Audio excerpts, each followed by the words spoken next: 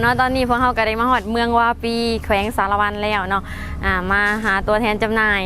ประจำเมืองวาปีเฮาเนาะแม่นห้านเอื้อยคันเงินเนาะอยู่ใส่สวยกันกับตลาดใหม่เมืองวาปีเลยเป็นห้านขายเครื่องส่งที่แบบว่าใหญ่ที่สุดในเมืองวาปีเนาะเดี๋ยวเฮาเข้าไปหาเพิ่นกันเลยเจ้าตอนนี้พวกเราก็ได้ลงมา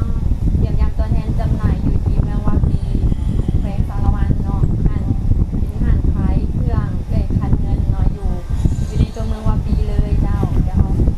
มาหาเพิ่นกันเลยเจ้าสบายดีเจ้ามีแต่อยากให้เอื้อยนี่แนะนำห้านเอื้อยนี่ตั้งอยู่บอนใดถ้าแม่นลูกค้าที่สนใจอยากได้สมุนไพรเจเฮือไปหาประทานเจ้า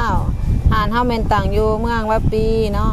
ตั้งหน้าตลาดอันนี้ใหม่ของเสียโปยถ้าผู้ใดสนใจผลิตภัณฑ์ของเพิ่นเจเฮิร์บเป็นมีจำหน่ายที่ห้านเฮาเด้อ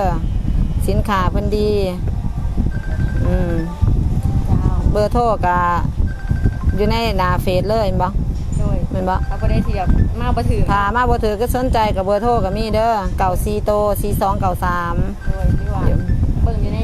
หน้าเฟซเลยก็ได้เด้อถ้าสนใจผลิตภัณฑ์ของเพิ่นมาซื้ออยู่ห้านเฮาได้